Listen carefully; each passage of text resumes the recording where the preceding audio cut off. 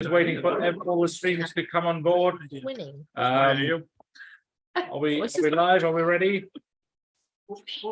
How's South Africa doing in the World Cup? That's not until next year. That's 2023 in France. Right, so I think we're live. Thank you very much for joining us tonight. Welcome to the second circle of influencers. Tonight we'll be talking about all things AHDB, what our plans are for the next 5 years. We'll also be talking about some labour in agriculture. If you're interested in getting in there into agriculture, but also if you're a farmer and you want to recruit people, how to become an employer of choice. If you're struggling with sound or visuals on any of it, so where can they watch it, Joe? AHDB YouTube. Thank you. So please comment on there or comment on all of these people's streams. We'll be checking the questions. We're coming back to questions. Also, please tell us, whether you're in farming or whether it's in your non-farming. So give us, what sector you're in, why you're interested in agriculture. So these guys will be checking their phones. They'll be and we'll be getting it in. So if they fiddle about on their phones, that's why they're checking for comments, and we'll get back to those. So thank you everybody for giving up your times and joining us here tonight. Thanks Ollie for letting us use this place here. So before somebody comment on that, last time you said we should have a pig farmer. We had Flavin Obero, the Kenyan pig farmer, lined up, but he booked himself. So we'll get him here next time. Charlotte, you have got 2 pigs. So, yeah. So any pig? Charlotte, yeah. Joe and Ollie. Actually. Why is that? YouTube named them. Right. Okay. So we'll go around the room. Right, we'll come to Emma last. So, Max, tell us who you are, introduce yourself, tell us where people can watch you, find you. Thank you, Isaac. My name is Max McGilvery from Beanstalk Global. If you just dial up Beanstalk Global, you'll find us on all various social media channels, and it's great to have this relationship with the AHDB. It's been so much fun, but we've also learned so much about what the AHDB do. I think previously they could be could have been accused of not being good communicators, but crikey, they've really upped the game in recent times. So thank you very much for the invite to Liverpool. Ollie. Yeah. Hopefully someone will explain a little bit more what AHDB does when we go around the table. I've got my phone ready here so that I can read the comments as well. So we're streaming it on my channel as well as AHDB channel. What am I supposed to be introducing myself as well? Yeah. From near Liverpool. Super easy to concentrate in the comments. I'm a serial farmer from near Liverpool. And we are trying to see if this works again. This is the second time of doing it. So keep the chat comments coming in on the channel, which whether it's AHDBs or mine, depending on what you're watching on. Charlotte. My name is Charlotte Ashley and I'm a beef and sheep farmer, soon to be dairy farmer from Cumbria. And I'll be streaming on the Farmers of the UK Twitter account and my own personal YouTube. I'm Rebecca. I'm a 5th generation farmer. We are sheep and arable in North Yorkshire, and I'm streaming off my Instagram page today. Joe. So I'm Joe Seals. We're beef farmers, and we do a bit of arable as well, but nothing on the scale of what Ollie's does. And yeah, I do YouTube and TikTok. So we've decided to stream on that. I've also been on a TV show, but we'll not talk about that. Go right. No. You started it now. Giraffe. Blankety blanket was. It's a bit Gina. Inside joke for people. Hi, my name's Gina. I'm a general farm worker on arable and flower farm. Emma. Hi, I'm Emma Gray and I'm from the Isle of Bute and we farm sheep and cows. Excellent. So, Will, over to you. Introduce yourself and tell us a bit about what AHDB is and what we do.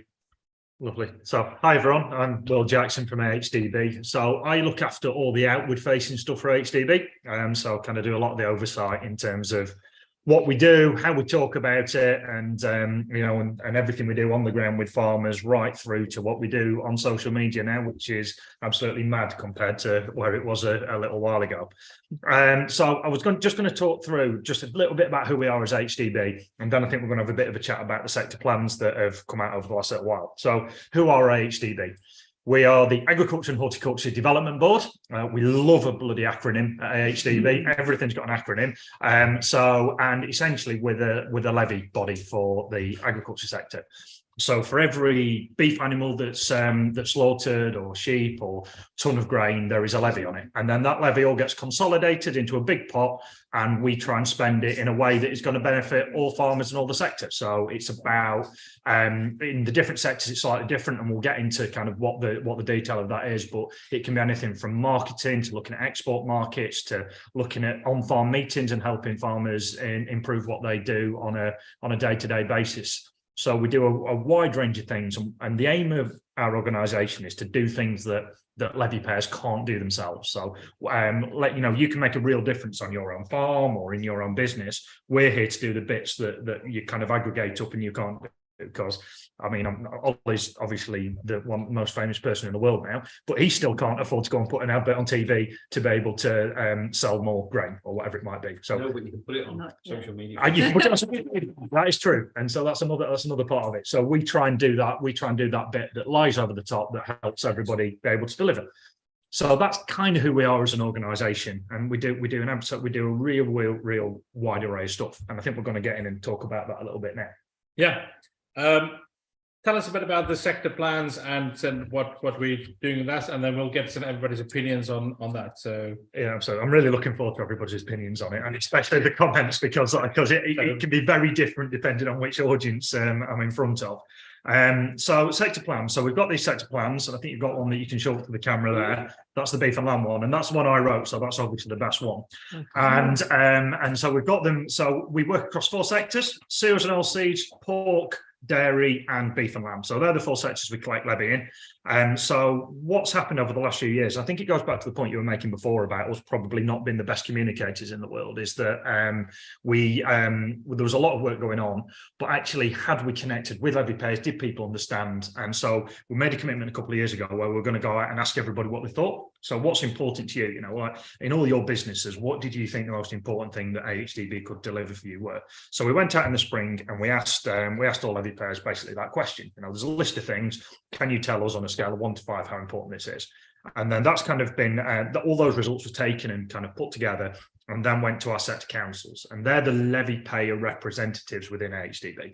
So levy payers who sit on a council, and basically then they take those results and make decisions on what we do. And this is the culmination of it. So this is having listened to everybody's feedback and taking in all the other contexts around the world. This is the output of it. And I'm not going to go through them all in great detail. They're all available on the AHDB website, and there's also, if you can bear it, there is an hour and a half on each of them that's kind of set up it was set up a little bit like an interview kind of breakfast thing where we all sat around and talked about it, and that's on the AHDB website if you want to go and have a look, and you can see each sector. Essentially, we've got the 4 sectors, and each of them has got 2 or 3 pillars of work in them. So if you look at the cereals and oilseeds sector, it's about trusted variety and product testing, independent practical research, market intelligence, and working across the supply chain. The livestock sectors are slightly different. That's much more technical in the C&O side of things. When we look at the livestock sectors, it's mainly about reputation. It is about marketing, it's about exports, it's about market intelligence. And so each one of the different livestock sectors has got a nuance on that. So in dairy and beef and lamb, there's a piece on genetics in there, whereas we're not as heavily into that in the pork side of things. And so each of them has got a nuance on that, but it's about reputation. It's about improving the reputation out there of the product that everybody here works so hard to produce. And so how can we make that better? How can we make sure that consumers are aware of it? And we were talking a little bit beforehand about some of the challenges that drives, about consumer perception, and actually how can we sell more of it across the world? Because the more we can sell across the world means that there's less pressure on the home market. So we've got the ability to do that. So that is really the crux of these, and I'm aware that we want to have a good discussion about this. So I'm going to probably leave it at that now. Excellent. So you guys have had a look at them. what's your thoughts? Initial, Max, you look I'm really keen to turn it back to you, Will. What do you need from us? What do you need from everyone around this table? What do you need from everyone dialed in to make this a success for you, the AHDB, for the sector? What do you need from us? I think one of the key things is engage. You know, kind of we want to include, so first of all, we want your views. You know, we actively want you to tell us what you think. You know, so so it's a good question Isaac's asked. So in here, you know, what do you think about it? What do you think about the work we're trying to do? And we want to, because we're only at stage 1 in terms of doing that. So I think engage and then have a look at what we do, because not all of everything we do is going to be applicable to everybody, but I'd like everybody to be able to look at this and think, oh, actually, no, I get that. I get that's why they're spending the money that we work hard to do on that. So I think the key thing for me is engagement, and then tell us if you think we're wrong. Tell us if you think we're right. That sometimes does happen. Sometimes people do say that we're right, and I think that's the big thing for me, is just kind of get involved a little bit. Yeah, because the last catch up we had. There's some very interesting comments from some certain people about the various trade groups that it was felt perhaps that we're not engaging with them enough, but we've got to engage with the likes of yourself, to use that word again, to make this a success. Absolutely, and I think so. And each one of the different organisations offers something different. So we can't lobby. So we're overseen by government. So we can't lobby government. The NFU can do that, and all the various other unions can do that. So it's kind of how we all fit together a little bit. But I think that engagement, and nobody around this table or none of the farming organisations can do this on our own. We have to do it together. We have to kind of push along together. So I think it's really important that we do engage where we can do. But there's a responsibility on us there to give people the chance. And I mean, this is brilliant. I love this, because this is what it's all about. So you want engagement. You want all of us, all of our various followers, to dial that up. And look at it online. Absolutely. And look at our social media. We've got social media all across it, and challenge us through these guys. You know, if you've got comments, for any of these guys, ask them, and then they can give me a really hard time. So it's brilliant. Rebecca, what's your thoughts? Initial thoughts tonight, though, just tonight. Not tomorrow when he's gone. Yeah, then it's your responsibility. Put it on there. We'll put it. Yeah. So Rebecca, your initial thoughts. My initial thought, and it comes up in all of them, is that it talks about these sector plans are the start of the conversation. Now, I think that's actually just quite a wishy-washy phrase, but if that actually means that this is going to start some action, because I think we see a lot of things where things are down in paper. Oh, we're pledging to do this. Yeah. We're pledging to do that. So if this means, as you're talking about engagement, that a conversation will actually continue out of this, good, that's a good start. But a conversation isn't actually going to necessarily change anything for us on farm if that conversation doesn't start action. And I guess for me, our conversation, yes, it's between farmers here, with farmers and the AHDB. And again, it's noted in these a lot, but it's the conversation with the public, which I think is the absolutely most crucial thing that we've got to do. And things like this are hopefully reaching the public as well. I mean, tell us, are you the public? Are you farmers? It'd be really interesting to know where you're coming from. Tell us on the comments, who you are. Yeah. I think it's really interesting. It's a really good point. And it's very difficult when you're writing what is essentially a plan or a strategy document, not to make it sound too business speaky and wishy-washy and everything. And I don't know, you can tell me whether you think we've achieved that or not, but it's really important. So we've got lots of different touch points as well. So we have touch points with consumers. So we do the Eat Balanced adverts that are out there at the moment. So they're consumer facing. So we actually touch point with consumers, we touch points with industry, we touch point with farmers. And you're dead right. You've got to get that conversation balanced, but it has to lead to something. It can't just be talking for the sake of talking. So I agree with you 100%. And if sorry. Is the Eat Balanced, is that out there now? That's out there now. Well, it's out there now. So what we tend to do is, because again, so we talk about quite big sums of money. So that across the organisation, we've got 40 odd million pounds a year, which sounds like a huge, and it is a huge amount of money. But actually, when you break it down into what we've got to deliver, the marketing budget that we have isn't massive compared. So if you look at some companies out there, they'll have 60, 70 million quid to spend on advertising and run it through. We have a few million. So so we do the best we can. So we tend to put it in bursts. So Eat Balanced when it's on telly will be from January onwards, because of the post-Christmas dip and then we also have things like the January running then and various other things. So we want to make sure we're at the time of year when it's going to make the most impact. And then we have the kind of the always on stuff in the background, which is social media, which is all those bits and pieces. But there'll be a real big push from January through till March, and then we do a little bit at the end of summer as well, when we're coming off barbecue onto the flat. So what sort of split will you put, like your slant on paying towards social media, maybe advertising, maybe on Facebook? Do you do like Facebook? Yeah, so we do a bit of everything. Or- So it's across. So TV's obviously it's the most expensive one, and it's historically tended to get the best results. We know things are changing now. We know that I mean, everybody's got Sky now. You fast forward through the adverts, and you're kind of being skipped. Well, exactly. YouTube. It's all on YouTube. It's all about YouTube. Absolutely. So I think that so telly is a big spend. It still hits a lot of people of certain demographics, but we're trying to also look at where we can have the biggest impact. So it may be that we look at a certain demographic or area that we want to concentrate on. So we'll do some in print, we'll do some on social, we'll do some. So we had a deal where we did with the Mail Online. So that's the most viewed news website in the world, and we had the banner around the edge. In terms And of, what follow through do you get from these things that you're putting out? So say, for instance, you spend so much on a TV advert, what follow through do you get going to your website? Do you see any? Because we do measure it quite a lot. Yeah, so Yeah. so the measurement's really important. So what we actually try and do from the balance side of things is it's about attitudes towards dairy and red meat. It's not about trying to sell more lamb chops or more steaks or whatever it is, because supermarkets will do that. They want to sell. We can't do that. So what we try and do is change people's attitudes. So the Eat Balance campaign is really based around 3 pillars. Nutrition, so it's about the fact that you get B12, which is really important for your diet, and that's more readily available in animal products than anything else. It's about sustainability. So how do we produce it? It's out in the fields out here. It's done in a climate and an area that is really made up for that. And the third thing is about what we do on farm. So is welfare in the right place in those? And so the 3 pillars around that are then looking to change people's attitudes. So last year when we did it, last year was the first full year we did it, and we saw a real good increase, sort of an 8% increase in people in linking the word sustainability to red meat when they've seen it, about intent to buy up about 7 or 8%. So the people who've seen it is having a real effect on. So what we're going to do is grow that, and we're going to make sure that we kind of keep tweaking the messaging to make sure we're making those gains. Well, we need you on TV. Nobody needs that. Nobody. Back to this point that we made last time, 6 out of 10 kids don't know where any form of fresh produce or ag comes from. You look at a bit of a bleak example, Martin Lewis, the money.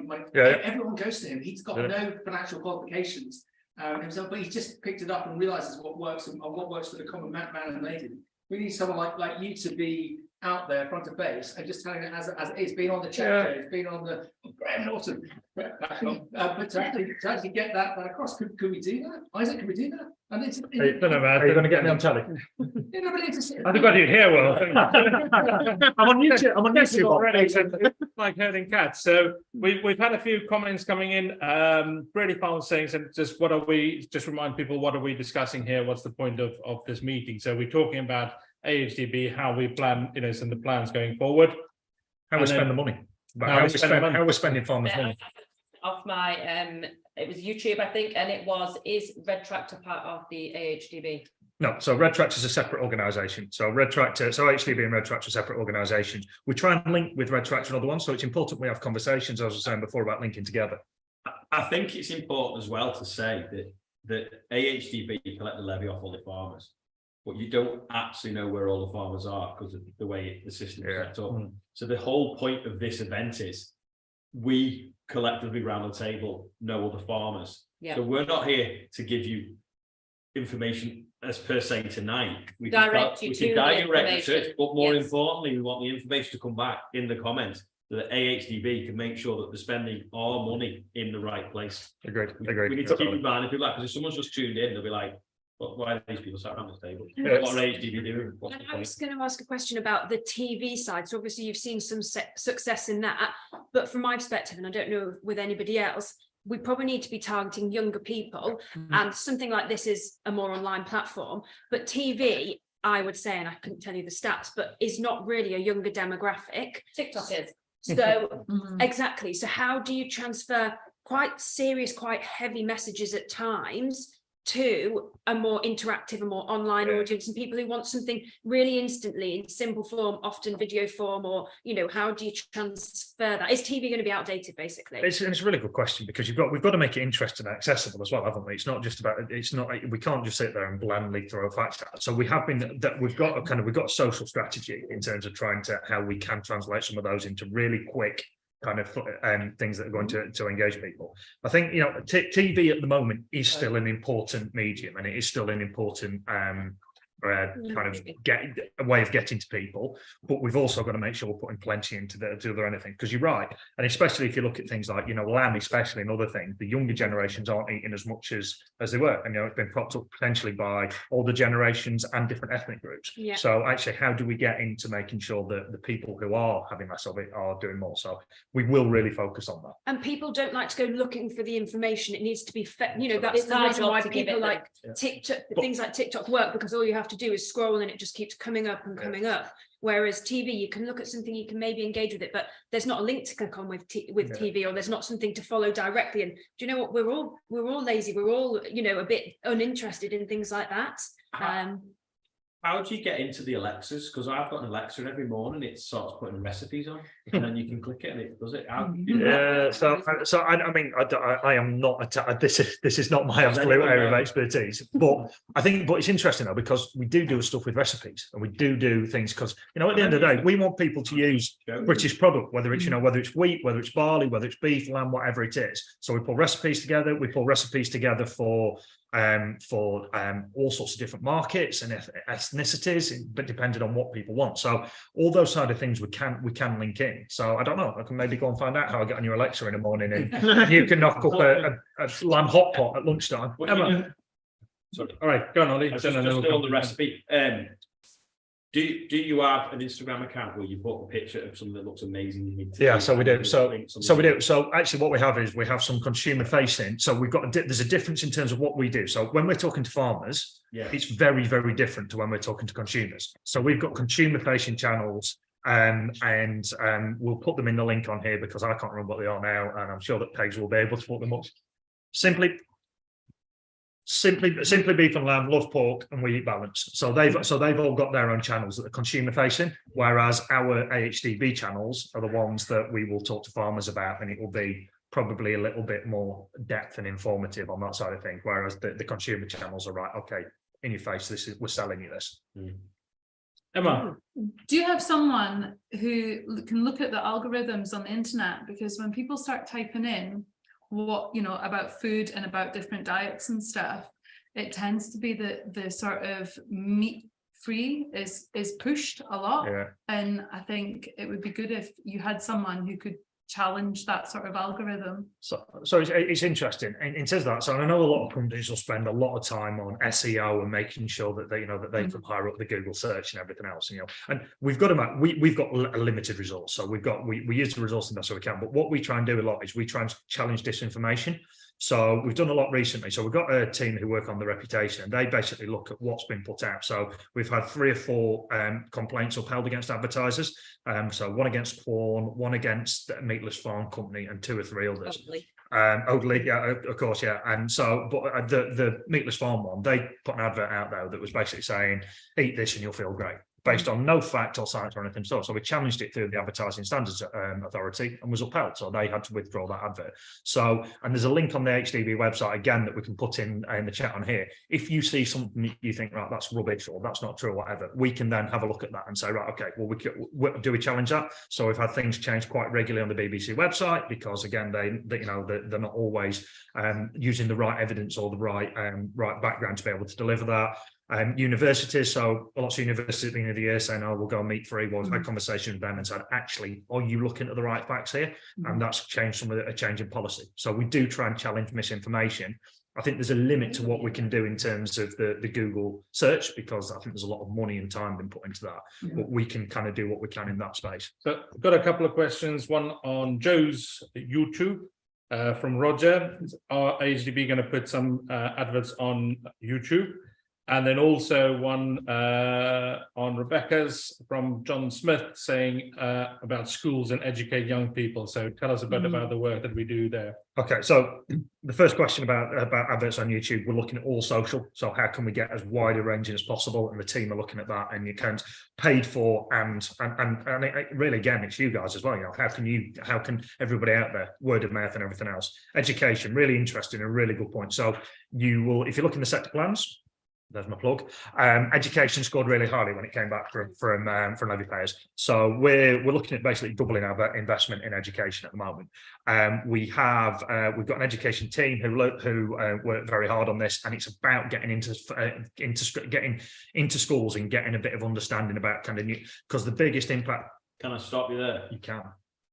Don't go into schools, No. go into teacher training. Okay, colleges. that's all right. Sorry, that's To be fair, you're right. So you're right, Ollie. So, which is my bad phrasing there. So it's actually getting information into schools, not us turning up with a bag of eggs and saying this is where this is. Yeah, I know exactly. Too expensive to buy the eggs. So at Cheshire Show each year, we show student teachers around the agricultural sector. Yeah, Bits of the show. And they, if you teach a teacher, they teach the kids for a lifetime. Yeah. A 20-something-year-old person can take in a lot of information in an hour and a half, and then they can teach it for 40 years. Yeah. Go into a school, you've got kids to take it for 20-25 minutes. Yeah. And then So you're right, Ollie, and that's exactly what we do. So we've got what's called Food Effect for Life. So that is about arming people with the information to be able to tell the right story in school. And some of that's based around nutrition, some of it's based around where the product comes from and everything else. So we have so what we want to do is interact with the consumer at almost every stage of their life, from when they're in school to when they are consuming the product at the end of it. And so, when they're shopping. And so just another thing we're doing is we're working with retailers at the moment on the meat aisle, because the meat aisle tends to be quite boring, bland. And so we're working on packaging, we're working on signage in terms of that. So we're looking at what we call reinventing retail, which is about getting the right information in front of people in the store. Are the retailers open to that? Yeah, absolutely. They want all that. I mean, they want to sell all the meat they can. I mean, so I used to work for retail. I used to work for Co-op, the supermarket, and I know from my experience there that if you're getting animal-based products into your basket, it lifts the basket spend. They want to, so they actively want to think about how they can sell more. So yeah, really good engagement with the retailers. I think the school thing's a really interesting one, because in our young farmers group, obviously, a lot of the children are farmers, obviously all ages. And the amount of times that some of the junior members will have said to me that they've been alienated at school, not just by children, which happens, but by their teachers who have alienated them. I'm sure a lot of us have been to school smelling of whatever shed we've been in, or absolutely shattered because you've been helping your parents in the lambing shed or whatever it was. Or I guess even on the school run or things like that, your parents might have turned up, covered in muck. And actually the teachers, and this is not all teachers at all, but some teachers are alienating the children. And I think so, as you've mentioned, it's a massive issue outside of the children. When Facebook was invented, I can remember when Facebook was invented, and you suddenly get to see all the people you went to school with. And then I found that a load of them were teachers, but none of them had been in the real world. So they left the education system into the education system at college and university, and then went straight back into teaching. And the only outside world they've got was what someone else had told them. And I think there's it's the universities that people are, we've seen them trying to ban meat on menus, haven't we? Yeah. And it's because they all get together and they think they're saving the world, and they think they've come up with an idea, but really they just don't know the facts. Because in the UK, we can only really grow on most of it poor quality grass. We can't digest that as a protein. We've got to convert it into something that we can, which is sheep meat and animal meat. Yep. So just to remind people, put your comments in there. Tell us, who you, so what you do, whether you're farming or non-farming, and ask your questions on there. Joe, where can they find them? AHDB YouTube. Check it out on that. But I think people behind the camera can help with this reputation thing as well. Like if we can get people to have the information that you've got and take it into their school. There's loads of people watching now who've got kids and got kids at schools. Take a pamphlet or whatever it is and try and get out there and increase it. That's the same old thing. The UK is becoming more and more urbanised, and hence why so many school teachers come from an urban background and can be potentially influenced by what they pick up in the media. Or I'm gonna bring Gina in here because you're from a non-farming background. And so what's your thoughts on all of this? Oh, going back to the schools, I reckon it should be a compulsory lecture, like I agree. lesson. At least, even if it's taught doesn't have to say every week, but it can be like once a month. There'll be all each class will go into obviously a lecture, and you get told about where it all comes from and how it all actually works. Because like you say, I reckon maybe not in school, maybe secondary school, like you say, when they're all a bit more aware of what's going on and the real world, as one would say. And then yeah, well, non-farming background. I literally left school, had a couple of pigs at home, and I was a bit like, well, my neighbour was a pig farmer, and he was like, oh, I'm going on holiday, would you mind looking after my pigs? And he had about 50. I was like, yeah, okay, this is great. How can I get pigs? It's fun. And he was like, have you considered going into it as a serious career? I said, well, I'm not really sure what I want to do. So I thought, do you know what? Why not? I could enjoy it. And originally I wanted to go livestock route. So I went to Spa Shelter in Winchester. I lived in there for 2 years, did my level 3 extended diploma there. Like I say, not from a farming background, had my qualifications to get into the level 3. And loved every moment of it. I would Brilliant. not go back. I will talk a bit more about that in a minute, but then I've had a question here about our AHDB planning on using farmers on social media and advertising campaign. You can actually probably just hold up that book again and give Tom another plug and for missing out. But yeah, so we've used Tom on the We Eat Balance campaign. So that's the short answer on that. I think using our channels isn't really the best way, because we're in like an echo chamber. Yeah. But like I think other YouTubers that are not farming related, maybe advertising with, It's about broad. so it's getting it out widening to the wider reach of people, the not just AHDB beyond sending it messages to farmers. Do you want a bit of an utilising. example of that? So we've just so as we went into the last round of We Eat Balanced, it was Iron Awareness Week, and we we worked with Emily McDonough, who is a doctor, but she's also a celebrity in terms of that. And basically we painted her iron coloured, and she went over all of our information that came in. And I think she's Peter Andre's wife, and she does a huge amount on that side of things. And we just got such a massive take up on it. And that was trying to get into the consumer end of things. So that's not got nothing to do with farming. That's about actually what was the benefit of meat and everything. So there's some of we use other examples of influencers outside of this, obviously a fantastic circle of influencers to try and deliver, unless one of you wants to go and get painted in iron next year for next So we've talked a lot about in the consumer side, and we're going to revisit this in January. Let's talk a bit about some of the other things that we do at AHDB. Had some comments on here on Rebecca's Instagram. Sheep Breeders Roundtable run by AHDB a few weeks was excellent. That's a really technical thing we do. So that's specifically about genetics and sheep breeding and how to drive improvement. But again, really important, back to the reputation piece, improvement in kind of environmental footprint and sustainability credentials driven by genetic improvement. So that's like really, really niche in terms of what we do. And it just shows some of the breadth. I think actually, because you made this point in our last live, that you didn't, and I don't think many of us knew, even just some of the videos that are there on AHDB of kind of everyday farming things. And on a personal level, if I'd known the resources that were available 10 years ago, it would have benefited me greatly as a non-farmer going into farming. I didn't have a clue. So the reach, like this live will be going out to like all sorts of people from all manners and all walks of life. Hopefully some of them will see it and go, do you know what? There are videos on tubing calves.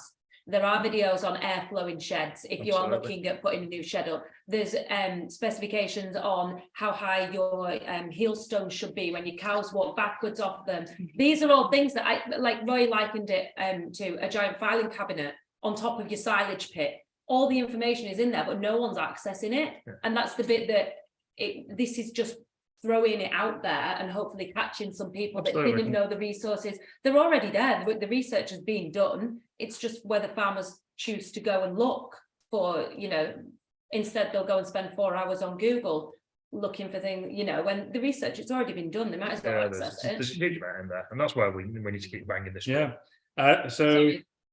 Wright has asked on YouTube, I know from experience our local pig group through the AHDB meet every month with farmers in the region. Do the beef and lamb producers do the same? And we've had a question about monitor farms as well somewhere. So scrolling there. So So each sector kind of operates slightly differently. So we bring groups of farmers together in whatever sector it is. So all the sectors and you know, some of them will be much more technical. So the pig groups are one area of doing it. In the beef and lamb side of things, the monitor farms are the way to do it. So we have I was at one last week actually, and we've got monitor farms dotted all around the country, and people can go along there, talk about a subject. I know they're on an ongoing basis. If you go to the AHDB website and look at the event section, it'll basically give you a list of all the events for all the sectors. There's one a mile away tomorrow about Yes. tyres. Players. Yeah, you know, in the correct tyre pressure, so we get damage. Yeah. What, and that's an AHDB one? Yeah. Yeah. It's got numbers on them. Emma, so let's bring you into the conversation. Yeah. Hold on, Mac. Yeah, so I think they do great things. Like I was part of an AHDB focus group a couple of years ago, and up till that point I had no idea of the information that was available. But you know, since then, and since I've known it's out there, I've taken advantage of it. I think your leaflets and everything are, you know, really helpful. How do we get, if we're all sitting here as either coming into farming or, you know, actively kind of farming now, and we all don't know about it, how actually do you get the message out there about the resources that are around? Because clearly it hasn't been done as such yet, has it? Well, stumped everyone. That's a good Social question. media.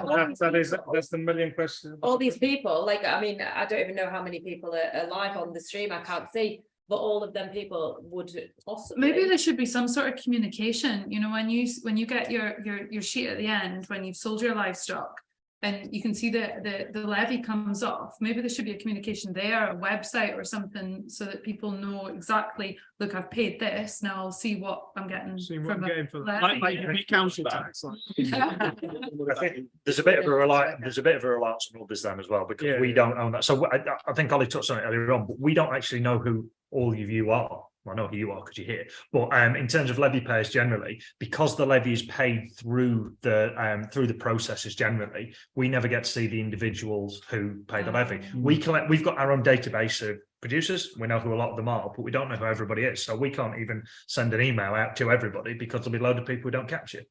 And is that not something you could do? I mean, we can't. So we aren't in terms of data rules and everything. We can't get that data at the moment, so we don't have access to that. So we try and build our own database as much as we can do. But that's why this is really important, and getting it, especially to the generation of people who are going to be watching this today, because it's a completely different generation that we've not traditionally locked into. And one point I would make on that, and it's the case with other organisations where it's maybe the generation, well, above me, for example, who either in charge of the accounts, so they know what's been paid, or they're the one on the mailing list and the email list. And someone like me would actually, unless I go out asking my parents, okay, where is that document? Where's that email? I'm missed out of it. And actually myself, well, it's my sister as well, but we will hopefully be taking the farm forward in the future, but we'll have missed out on all of this information that could have been put out in the last few years because I haven't gone searching for it. If you see, I get exactly what you mean. We had a question there from Caleb, some kind of talking about some, using influence and clickbait and things like that, and which is, we're dipping our toes into that. Yeah, he's basically said that you obviously have all the facts and figures, especially around eating things. If you arm us with them facts and we can drip feed them, absolutely. And on the more the merrier. So we've got kind of ambassador campaigns that we run on an ongoing basis. We just need to get it. We need to get it out further. So we've got plans as well to kind of overhaul what we're doing and how we communicate, and trying to lift that. And this is part of it. This is that Isaac and Mark have put together here, and getting you guys. It's brilliant. Because these are things that we've never done before. So I find it really exciting. Is the sector in a crisis? Is the sector as a whole? Yeah, because you look at, say, poultry or horticulture, and is this the time for all of us in the AHDB to really positively step up to assist the sector to create this societal change, to get people to buy? It just feels like everything is coming to something. I think there are a bit of pros and cons in this. So there always is an issue at some point. So whether it's weather, whether it's, the pork sector's been in a really, really difficult place over the last 12 or 18 months. So there's always an issue. I think some of the things that have happened recently have actually put us in a stronger position. So you look at COVID, and suddenly people realise the value of food, and food security shot right up. You know, I was in Parliament a week or so ago giving evidence to the inquiry about national food security. And that's really brought it to the front. You know, we got a policy that was all about let's throw the border, let's import and export, and it's free trade. And actually, the situation in Ukraine has really highlighted the fact that actually that's all well and good until somebody turns a tap off, and then you're in a load of trouble. So I think that, you know, the advantage that we have as a sector, as an industry the whole time, is that people need to eat. And, you know, we need to provide and food. So we've always got an advantage that people will always want our product. And I think that we've got an opportunity now to be able to supercharge that, because people are actually looking at us and being really interested in what we're doing. So from a consumer point of view, I think that, you know, it's a good opportunity for us to do all of this and really, and, you know, the fact that you guys have all got this following out there and everything, and it won't all be farmers. You know, there'll be people who are watching it because they're interested in what you're doing, and, you know, whether it's This Farming Life or, you know, it resonates. Country File still gets whatever it's 6-7 million viewers on a Sunday. People care, people are interested. We do it every day, but if you go to a dinner party or whatever, I mean, I don't go to many. If I go out, if I go to the pub and I start talking to people in the pub, then they're really interested in what we do. And, you know, I just think it's day to day, but it does resonate. So let's talk about how do we get people into the industry? How do we keep people in the industry? If you know, from outside of the industry, you know, what do you need? We had a question here on Gina's TikTok. Is grades important when you want to go into agriculture? Not particularly. Well, depends really. I mean, they always offer, like, say if you haven't got your basics English and maths, they do offer to help you read through it, like to re-sit through it. Sorry, I can't get my words out then. And they will help you along the way. They won't not accept you. They just put you in whatever category I think is acceptable for where you are with your learning and what you're not, and then they'll help you through it. They won't It's something we need to get away from, that, you know, so agriculture is the last resort. If I could come in and but I actually went to Cambridge, so I've got a degree from Cambridge, and now I'm a farmer. I've got a master's as well, so you can do both. And if you have an academic background, you can still go and be just as farmer. I say there's no such thing as just a farmer, because it's not about academic intelligence. It's about being able to look after your animals to a high standard, know how your tractor works, fix whatever, use technology, use computing. But also, if you haven't got very good grades at school, there are so many other routes into farming, whether that's apprenticeships, whether that's just going to your local farm and saying, I'm committed, I'm going to work hard and I want a job. And actually, it's more about showing the skills you have and how you're going to apply them to a farming environment or other, you know, whether it's engineering, agronomy, whatever. So I think no grades, good grades. There's a place for everyone, isn't there? As long as you show determination that you're actually willing and keen to do the job and do the work and show that you want it. And from a farmer side, so, you know, so we've just put something together called the labour life cycle. But from a farmer side, what's your thoughts, your opinions on how do we attract people into it? How do we keep people into this, and how do we do that as an industry? I think the last couple of years has actually been a boom for the sector, because a generation that wasn't aware of agriculture or fresh food is now aware of agriculture and fresh food. And why do they want to be sat on a train for 2, 3, 4 hours a day into London, doing something that they don't want to do, when actually they could be doing what you do? But the reason they want to do that is because they get paid well. Yeah. And we struggle. We kind of touched on it in our last one, didn't we? That we struggle as an industry to pay people. It's so enough volatile, though, isn't it? Like, it really is, like you've just said, it's such a volatile industry. You don't know whether you're going to be able to employ staff next year. Do you know what I mean? Mm-hmm. Yeah, but there also is a number of people that they're not chasing. They don't want to be with Goldman Sachs and on 6 figures age 24. They actually want to enjoy life. They don't want to be committed to a business, a soulless business. But yeah, there's obviously got to be that. Yeah, look at all the people that go out into Joe, right. Sorry, look at all the people that go out into the countryside and like go walking and they go cycling and they have this lifestyle attached to it. Well, like that's farming as well, isn't it? Farming's got its own lifestyle to it. So yes, it's a job, but it's also that lifestyle element.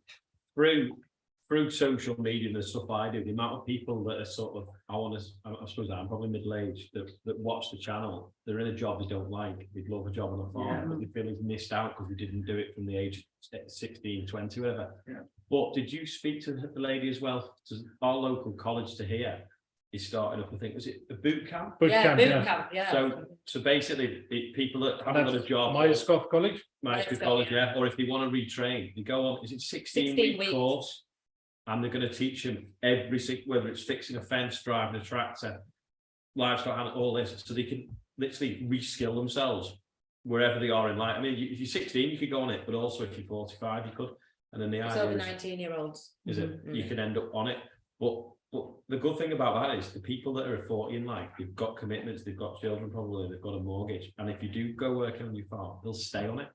The problem at the moment we seem to have with younger people is they just drift about a little bit, really. Yeah. And with that things, then with the lady at Myescott, from a farmer side, they're looking for farmers to match these people up. I know they've been advertising at the job centres, people out of that. So it's a really good thing. So yeah. And if all of the colleges do it, then it's ideal, isn't it? Yeah. Do you think though, on the obviously young people dropping out of agriculture, do you think, and hopefully we're all quite kind of as real life as possible about the demands of farming, but do you think there's a perception pushed on social media of farming being idealistic in the countryside, and when they get into it and realise that it can be really grueling, the hours are long and there's bad days, do you think it's a shock to them, or do you think? I think the biggest problem we're facing is people get into the agricultural industry to be farmers, and I don't think they can see a clear route of progression.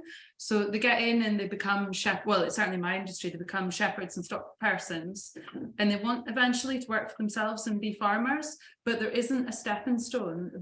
All these small farms are gone, and there's nothing. So and the thing is, as a shepherd or stocks person, you can't possibly ever earn enough to get enough capital to start up on a farm that's 500 acres. So they're trapped in this But kind they're of. still farmers, though, aren't they? Yeah, but I think you want to be able to see progression. You don't go into a job at grassroots and expect to stay there forever. You want to advance. What about working for the supply sector for that particular industry? Then, But all I can do is speak for but my, But then you think we cattle can and just sheep. think outside the box, isn't it? I've seen some examples of farmers. I've had a question here about reducing their hours. Just thinking outside of the box, just because we've always done this, just becoming more professionals and looking at how we can do things a bit differently. Of how we treat people, how we mix jobs up a bit, job shares, things like that. Yeah, I'm smiling because we just, with my recruitment hat on, we're just going live with a role for a vertical farming business, and they offer 30 days holiday a year plus bank holidays. Can you imagine any of you guys having 30 days holiday? What's the bank holiday? I think in the What's one of past, those? there was council farms. Yeah. And community run farms, and the cooperative, I think, used to own a huge, vast amount of farms, They did. and then They sold them all off. Yeah. So this is the problem. People can't get into farming as a tenant unless it's a huge landlord, for instance. And I think it or- gets worse as well, because if we're losing these small farms, they just make the big farms bigger, and then we have less voices. So like we make up like 1% of the industry, whereas in like places like France, agriculture makes up 7%. So they've got a much louder voice and they're more valuable because they make up more of the electorate. Yeah. So I just think it's really important that we kind of change this rhetoric for making farms bigger. Just go back to my side, there's a lot of investment that's coming in internationally into agriculture, and also the ancillary sector around it, the amount of tech for whether it be vertical farming or robotics. There's a huge industry there. So if someone wants to come into the sector and perhaps can't do more than 40 hours a week, but wants to be in the sector, the supply sector, especially the ag tech sector, there's a huge boom. That's going to be here for a long time. Yeah. Or coming to work for AHDB. Or Because I've actually taken the opposite path to you guys in a way. So I grew up on a dairy farm and have ended up going out of practical farming into this side of things, and come through and worked at all of the processor and the co-op and now AHDB. So there are other opportunities. But both of those industries aren't, for a lot of people, are wanting the good life and they're wanting to live in the country and Yeah, do that. And I exactly. think both the great jobs, but it's probably if It's someone not wants to get free. into agriculture, they want the whole Years ago, the planning policy used to allow you to build additional houses for farm workers as well. Yeah, So, with the agricultural so you side. could live in the country in a house tied to the job, and not were in a house that they'd probably never be able to get a mortgage for because of where it was. But now that's all gone. You can't get planning on a farm. But then what, you farmers around the table, how do you think sort of we can, encourage people to come in? How can, how can we change our attitudes maybe a bit, and how do we, keep the people that are interested interested? And because like you said, the want is theirs, and it's hard work. But I do think, so we can do our bit as farmers as well. I think it starts at the top level. So it I starts agree in with that, government level. in the colleges where they're teaching the land agents who have the ear of the landlords and educating them that bigger farms aren't better, and we need all these family farms to be kept intact. Like careers advisors and stuff like that. Kids grow up playing with tractors, and then for some reason it gets like lost, and then they go and, I don't know, be a fireman or something. Oh, one back at Will, you mentioned that you're at government last couple of weeks ago, which is brilliant. Do we need more government intervention here? The government's about to spend 25 million to educate us to turn off the radiators and to cut off lights and to shut the curtains. Imagine 25 million being spent on coming to agriculture. It's a fantastic career. Is there more? Do we need more direct government involvement? Just to top a tail, we had your chairman Nicholas Sapar on broadcast with us last week, and he's nearly as eloquent as you are. And he was saying this, that he wants to see more government intervention. But it's got to be the right sort of intervention, though, hasn't it? And this is the whole point. It's got to be the intervention that is going to help move the industry in the way. So we've got a great opportunity at the moment because BPS is disappearing, so the subsidy system is changing and everything else. There's an opportunity here for government to be able to intervene in the right way. And I think one of the biggest barriers to anybody coming into farming is cost, isn't it? Because you can't. I mean, ultimately that's the challenge. Nobody can afford to buy a farm, can afford to buy land. So are there ways that people can look at it to do it in a different way? Are the sharing options? What is the we know that we've got a labour shortage in terms of help on farms and everything else. Is there more that can be done to be able to advertise that in the right way and do it? So I think that there are big question to ask about actually the barriers to entry, which are huge. And I think it's brilliant that we've got people here from outside as well, because I think people fresh blood and fresh ideas into the industry are fantastic, because we're not kind of steeped in, well, this is the way that I did it and the previous generation, and it brings new ideas, freshness to it. I think it's brilliant. And we've got loads of people at AHDB who've come in from a non-farming background, and I think they add so much value in terms of different ways of thinking.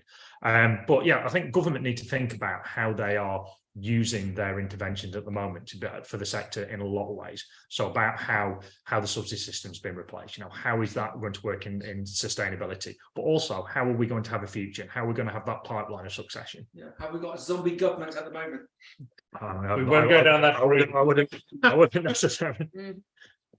Sorry, I may as well read out myself. So we need to be able to pay staff stronger salaries. That comes from farmers being paid better for the produce, not the processors taking it on. And it's true, that's the thing. There's a shortage of people that don't know how to get into farming, but equally when they do, unfortunately, it isn't the best paid at the moment. And I get on my high horse that Network Rail get billions, tens of billions more support than UK Ag, yet you don't need to train 3 times a day.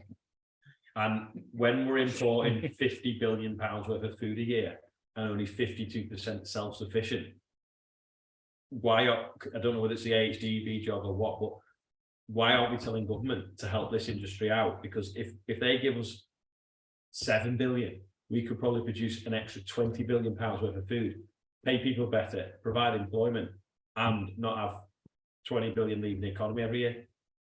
Yeah, as I said, I'm trying not to get myself into too much trouble here because we aren't so we're not a lobbying organisation. So we wouldn't be in there telling government what they should. What we can do is provide evidence. So what evidence have we got to support that? So what information have we got that actually makes a difference? And that's what I was doing down at Parliament a few weeks ago. I was saying, right, this is actually the facts. There's all this here. So this is actually what the facts are. I think this is where some other organisations come in as well. So the NFU, they're in a place where they can lobby, where they can fire grenades, as are all the other unions out there. So I think again, this is a joined up effort. can we supply the evidence that's going to help them, and and what's been fed back to us, and then other people go and make sure that they're making their voices heard. So you know the stats of import, export. Yeah, we know what. Yeah, you know the yeah. cost of inflation on everything that we're doing. Absolutely. Yeah. Perfect. Isn't it? And so that's it. And so So when I was down there, as well as NFU, then we need to. absolutely everybody is. So just for context, while I was giving evidence the other day, there was me, there was Minette Batters, and there was Ed, whose surname I have forgotten now, from AIC, who were both there. And so he was giving basically a really clear view on like fertilizer and input prices and everything else. Minette was giving it both barrels from a farmer point of view, and I was there to add kind of the overall information about take up and everything. So that's where working together does it. But again, it's everybody here. It's making the noise. It's pushing it on. Just looking to create some positivity, and I know that the AHDB can't comment. Today, Norfolk Farming Conference, the Shadow Depot Minister was there. He's speaking at the Oxford Farming Conference in January.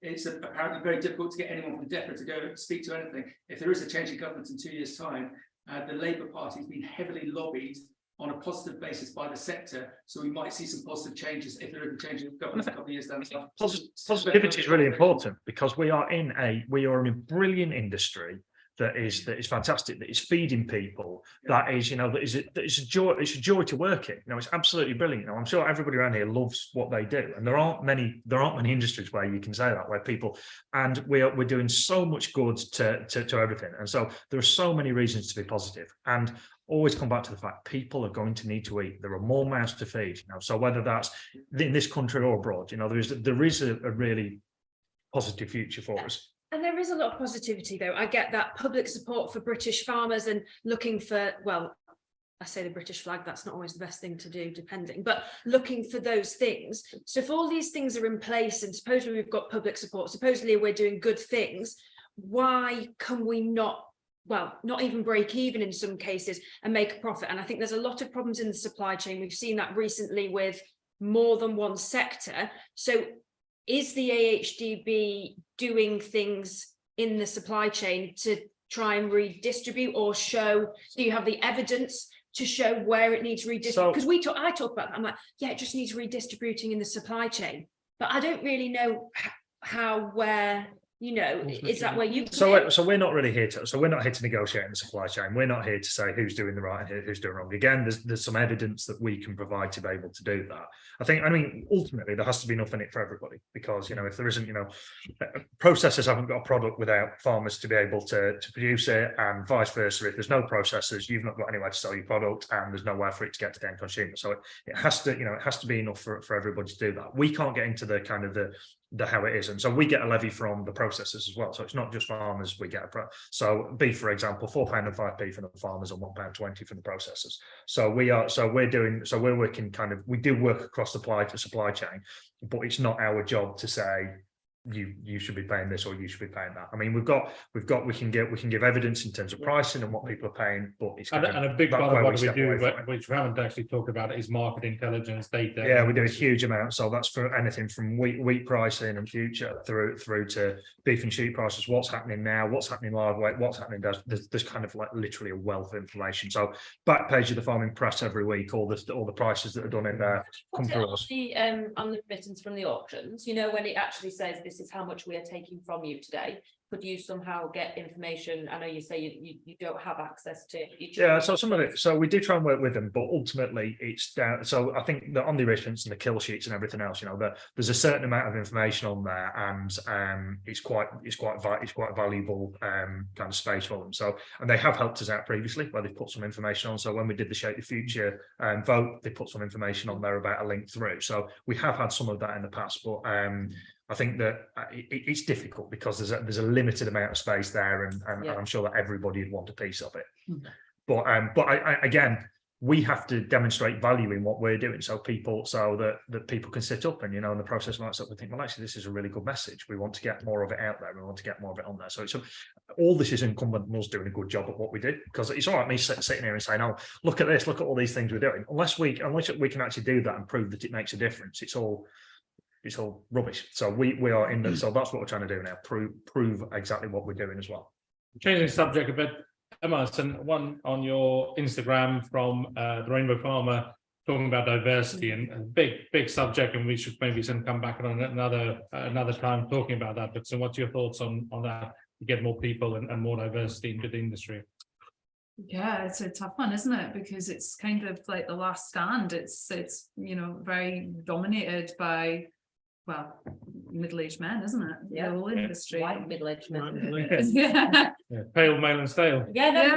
that's exactly true. And you see it at the auction marts. Sorry. There's everyone falls into that category, and I don't know how we go together. I think geography stands in the way a lot of the time, because like in the middle of Cumbria, it's getting people from more diverse backgrounds, say Preston, Manchester, that kind of thing. How do you entice people from the city to get them into the country to make it more diverse?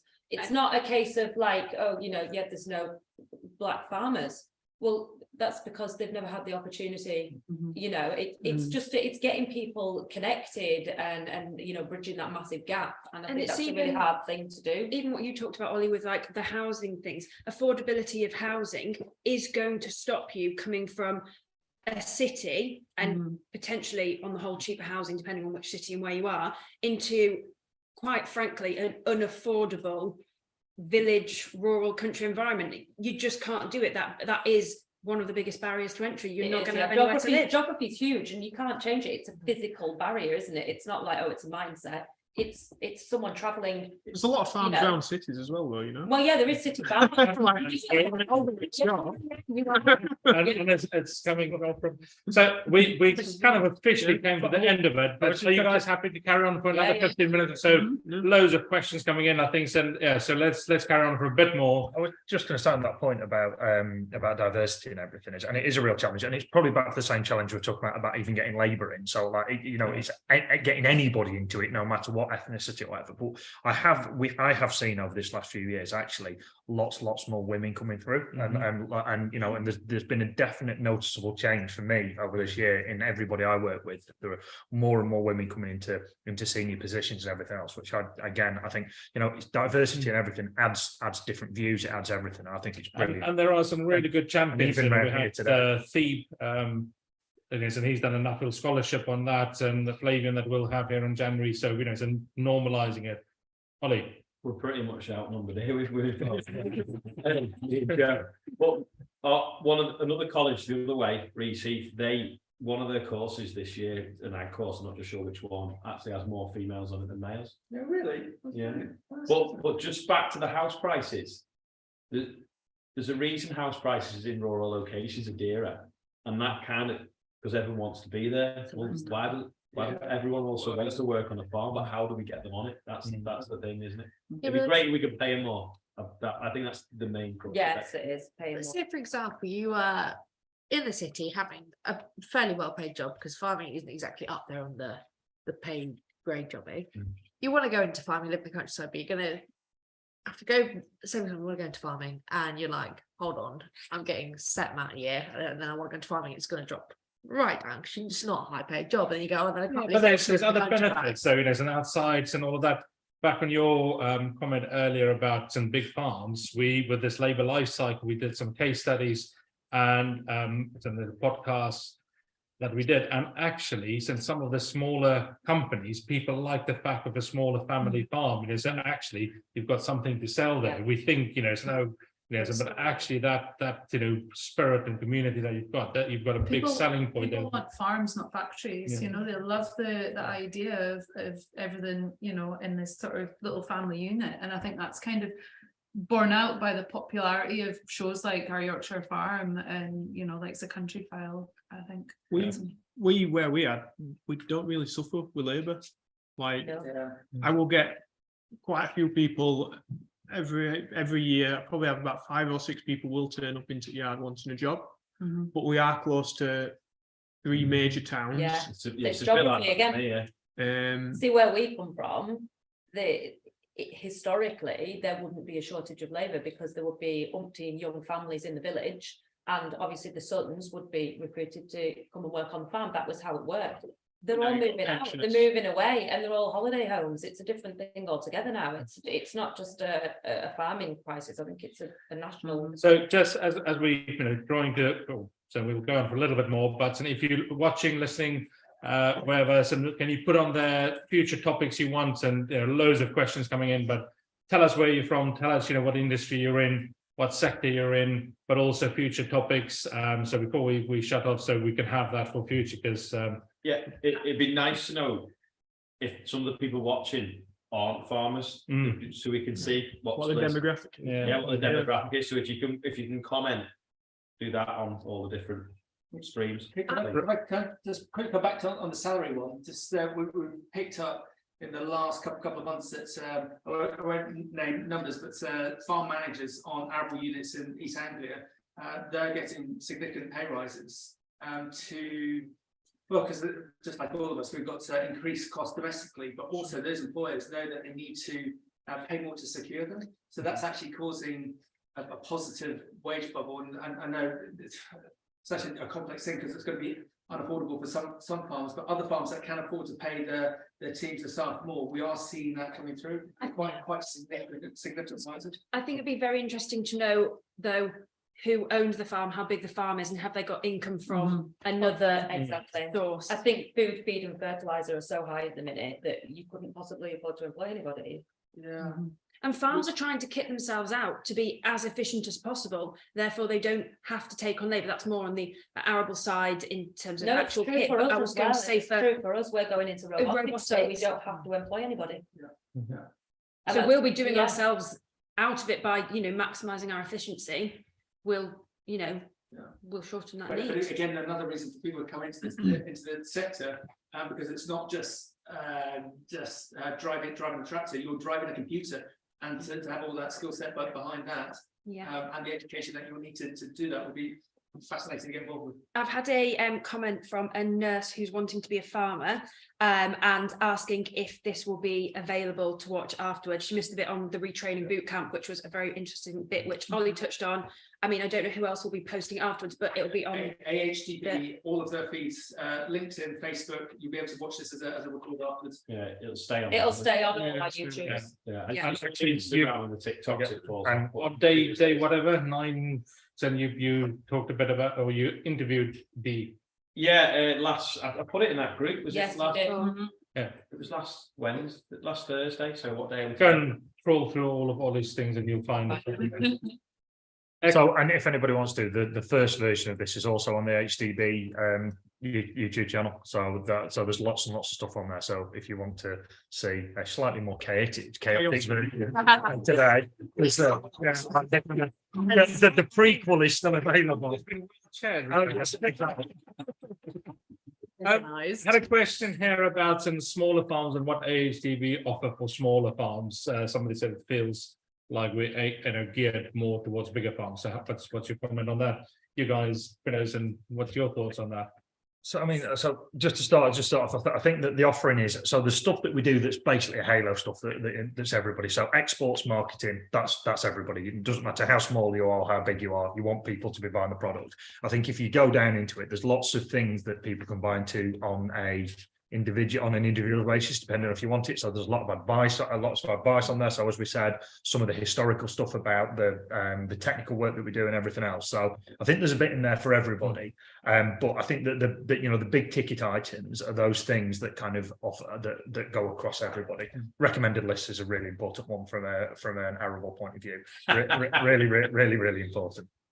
You're laughing, Ollie. I'm laughing because you do it every single year, and I know it's quite expensive, and I don't know whether it should be every other year. Yeah, so I am not the expert on that, but it's something that we'll take away and we'll have a look at, because we want to make sure with everything we do. So I know with the recommended list there has to be a frequency to be able to do it, to make sure that the statistics add up in the right way, and but we want to be as efficient as we can in everything. A question came in: why can you not promote British? My favourite question. So, do you want the really boring technical answer? I'll try and make it really clear. So, 7 seconds. 7 seconds. Okay, right. So really clear. It's illegal at the moment. So, in terms of the way it's written into legislation at the moment is that it's what's called state aid, which means that you can't promote over your because we're government based, because you can't promote your country over the other ones. And so it was written in when we're in the EU. When we left the EU, it was written into UK law. So it's going to be reconsidered again this year. And so that's going through a reconsideration. But as it stands at the moment, we aren't allowed to write British. So we find other ways around it. We use the red tractor logo, which has obviously got the Union Jack in it, and we've got various other things. So we try and find other ways around it. But at the moment, we're not allowed to. We carry on to push to try and make sure that we can do as soon as we can. So it could change then. Could change. So it's lift and There's shift, nothing. So it's lift and clear. shift at the moment. So as it is. So as with a lot of the EU legislation, it was just dropped in with a UK. So we need to lobby that. Absolutely. So so absolutely. And I mean, I know that I've talked to Minette from NFU about it. I've talked to various pig producers about it. So like the Morgan Sisters and various others. So anybody who wants to push forward, do so, because state aid. So in my view, state aid isn't about whether we put British in our advert or not. It's about government bailing out the steel industry if it falls into hard times. So I think that could change. But you can't at the moment. Have you got a comment there? Or No, reading the comments. I'm quite intrigued. Sorry, don't mind me. The guy here in Kentucky, USA, says he finds it really interesting. He's not a farmer. But We like to hear. I've had a couple of offers of people to come and work anyway. Yeah, You're recruiting, is it? This is I'm talking about the internet, Steve. No Netflix. right. Any more final comments, questions? What's your favourite view on your farm for all you farmers? Oh, Come on, like favourite view. from the bedroom window, or just so you can see the sea. Tell the camera. All right, okay, sorry. Yeah, from our bedroom window, you can see the sea and Isle of Arran. Beautiful. it is very It nice. is. So that's a hard one to start with. So what's your favourite view? And then You know, go on. Doncaster. The old pit stacks. Lovely now. Yeah. Aldi distribution centre. These lorries coming in, my God. Scaniers, lovely. We've got beautiful Scottish sea. We've got Aldi. Most I would say just the view out my tractor. At your cab is your best view. It's a different scene each day. different postcodes. Exactly. You haven't got That's where seconds. you were, is it? You can see for miles. you can see the sea still. Way away. I'm moving county. I would say there's a couple of, we're not that hilly, but from a couple of the hills, you can look across to the White Horse on a clear day. Yeah. That's beautiful. Yes, that's in North Yorkshire. There's a White Horse down in Wiltshire as well. Yeah, ours is Yeah. better though. I'm very lucky to live on a farm, and even though I'm not a farmer, and a gorgeous view out of the Sussex, Weald, looking up to the North Downs. So yeah, on a nice misty morning, brilliant. Nice. We have the Northern Pennines and Great Dunfell, which is it's stunning. It really is. It's beautiful. It's one of I love it. We here at Ollie's, Liverpool is behind the view out of that. I think it's when the combine and the tractor going up the field at the same time, and it's just the dust flying, and it's a sunny day. Well, so I don't live on a farm anymore. We used to have when we used to farm, we were in Derbyshire, and our farm was called Banks Farm, and it literally sat on a bank, and we got a little wood in the bottom, and if you looked across the top bank, you could just look down into the wood with all the wildlife in the bottom, and then you look out over all the cows out. And in the middle of summer, that is the best job in the world. When you're trying to in the middle of winter trying to unblock a frozen water trough. Thank you. Thank you very much. It's been too long. That potentially isn't quite as a good a view on those ones. It's blocked it out over Absolutely, it is the house. I still feel cold. The highlight, the point, we all know people who are stuck on a train that we meet at our pub or at dinner parties, who are just so frustrated with life, and you just listen to everyone here with the beauty and the excitement of agriculture. That's why we need to protect it and encourage more people to join with it. And to complete it, what's yours? Suffolk, I've got my favourite wood. I bought my dogs around called Freewood, and this time of year it's just delightful. It is a nature reserve in its own right. So yeah, Suffolk, bit flat, but the Westwood trees is gorgeous. Excellent. Thank you very much. Tom Pemberton's just joined. Late to the party. A bit late, Tom. But so tonight we talked about AHDB, who we are, what we do, our plans for the next 5 years.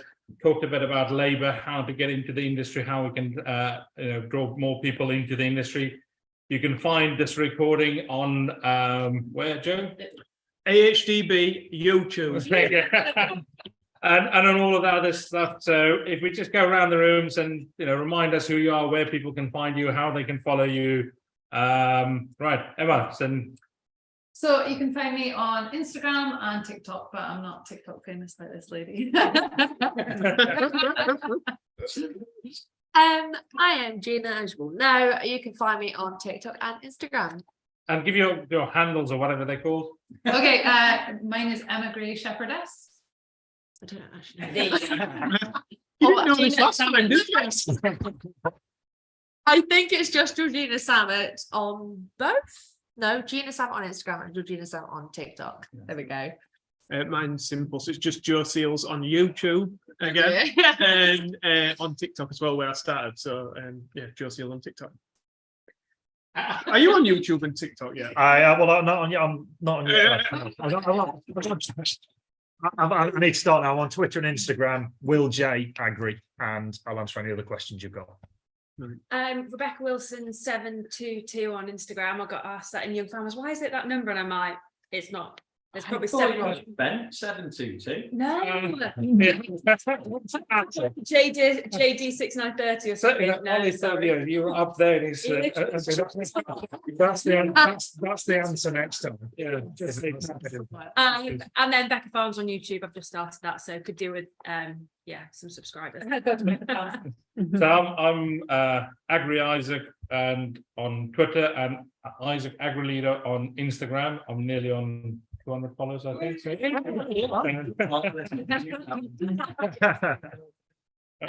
Charlotte Ashley Farms on TikTok, YouTube, well, everything. TikTok, YouTube, Twitter, Instagram, Charlotte Ashley Farms. Mine's either Agri Contract or Ollie Blogs on all of them. I can't remember any of mine, but if you go to Beanstalk Global, I don't think you'll find us there. Do you want to just promote that for the AHDB tomorrow? Also, tomorrow, if you're near, because I think some of these guys are going as well, it is 10:30 up the road in Hale Village.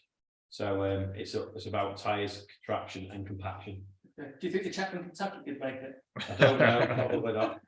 You can do it tomorrow, and you'll do it for him tomorrow on your channel. Yeah, you'll see some of it tomorrow on YouTube. Right, so thank you all for another really enjoyable evening. Thank you all for listening in. The next one will be at the Lama Show, and we're talking about engaging with the public. But put your comments in there. Tell us where you're from, but also future topics that you want us to talk about. But thank you all. Thank you. Cheers. Bye.